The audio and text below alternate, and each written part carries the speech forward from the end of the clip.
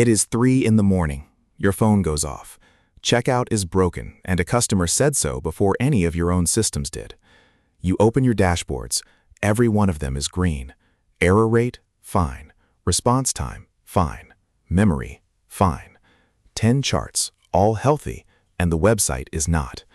You stare at them for 40 minutes, and they tell you nothing new. Not because the charts are wrong. They are all telling the truth.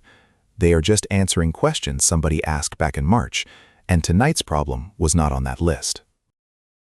So this video is about monitoring and observability, two words that every job advert uses as if they meant the same thing. The subject underneath them is simple to name. It is what your running software writes down about itself, and which questions you are able to ask afterwards. That is the whole area. It is not about which vendor you buy. It is not about tidier log files, and it is not about alert fatigue.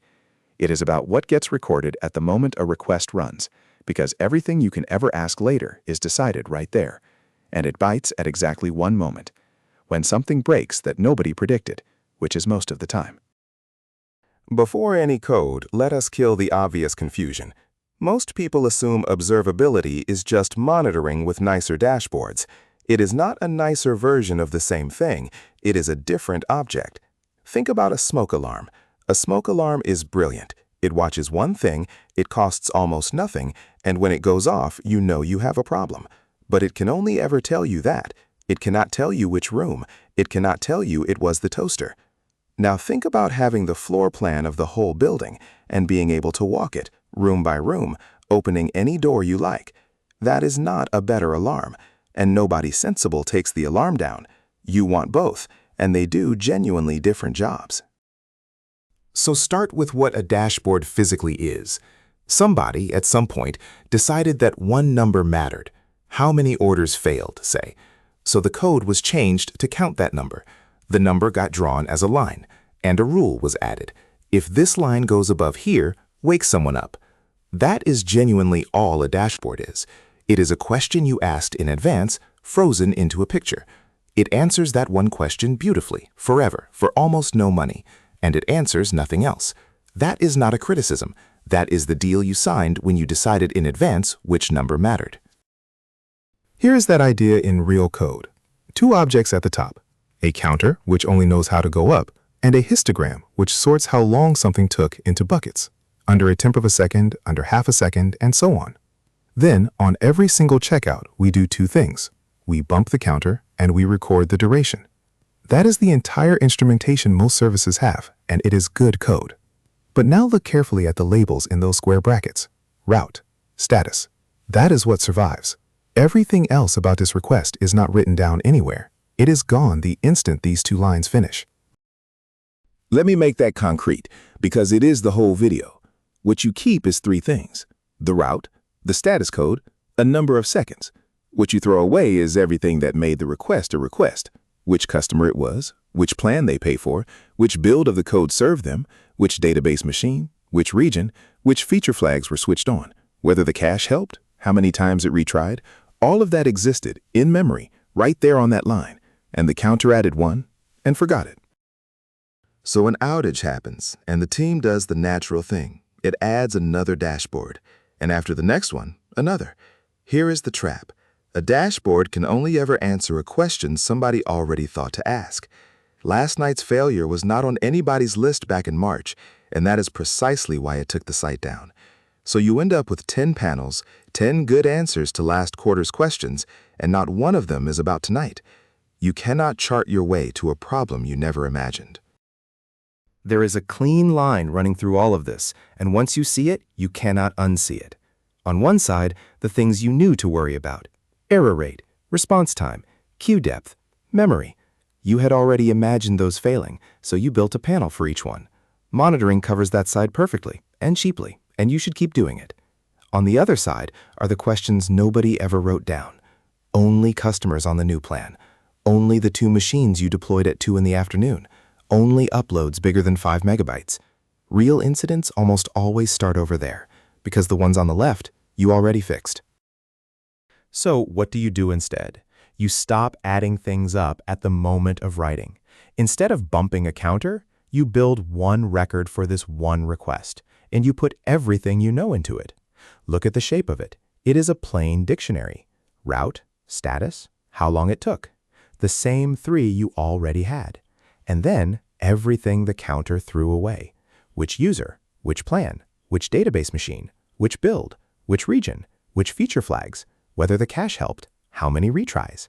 20-odd fields, one row, sent once, at the end of the request. Nothing averaged, nothing summarized. This is what people mean by a wide event. And a trace, if you have heard that word, is just this same idea one step further. One of these per hop, stitched together by a shared identifier. And that is what buys you the thing a dashboard cannot. Because nothing was summarized, you get to invent the question afterwards. Here is what that actually looks like during the outage. Take the last 2 hours. Keep only requests slower than 2 seconds. Of those, keep only the customers on the paid plan. Group whatever is left by which build served it and which database machine it hit.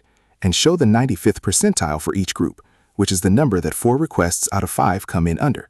2 machines light up on one build, the one that shipped at 2 in the afternoon. Nobody predicted that filter. You made it up while the site was down. And notice what did not happen. You did not add a new metric, deploy it, and then wait for the outage to come back. Now the honest part, because none of this is free. It is very tempting to fix monitoring by just bolting those rich fields onto your counters as labels. Please do not. Your metrics database keeps one separate line of history for every unique combination of labels. 20 routes times 5 status codes is 100 lines of history. Small, cheap, boring. Now add a user identifier, and suppose you have 50,000 users. That 100 becomes 5 million. That is not a bigger chart. That is 5 million separate things to store, to index, and to keep forever. Putting a user identifier on a counter is how teams take down their own metric system, and it usually happens during an incident when somebody is trying to help. So keep these 3 numbers in your head. 100 lines of history when your labels are small and fixed. That is a healthy metric setup. 5 million the moment one label has 50,000 possible values. Same code, one extra label. And 0, which is how many high-detail fields belong on a counter. That is the wall that monitoring runs into, and it is exactly why the rich detail has to live somewhere else. Which is why, on the event side, sampling stops being optional. You decide up front what is worth keeping.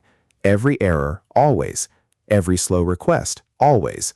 1 in 5 on the paths that make you money, and 1 in 100 of the boring, fast, successful ones, because the 1,000th identical happy checkout teaches you nothing. But the important line is the last one. You store the rate right next to the record, so when you count them later, a row that was kept one time in 100 counts as 100. Do that and your totals stay honest. Skip it, and every number you compute afterwards is quietly wrong. Sampling is not lying. It is choosing where to spend the disk. Be honest about the other direction too. Wide events cost real money. A row for every request, 20-odd fields wide, kept for weeks, on a service doing thousands of requests a second. Sampling becomes part of the design, not a knob you tune later. And a team with no on-call discipline has simply bought a more expensive way to be confused. Meanwhile, the cheap, boring dashboards genuinely do catch most incidents, because most incidents are the same 5 failures you have already had. So the answer is not to throw the alarms away. It is to stop expecting them to answer a question they were never given the information to answer. So they are not competitors. They answer different questions. Monitoring asks, is the thing I was worried about happening right now? Observability asks, why is this specific thing broken? And you get to decide what this is after it breaks. The mechanical difference is 1 line long. Metrics add things up when they are written, so by the time you look, the detail is already gone. Events add things up when you read them, so the question stays open. One is a smoke alarm, the other is being able to walk the building. If that finally separated those 2 words for you, hit like and subscribe. One concept all the way down to the actual code, every single time. Thanks for watching.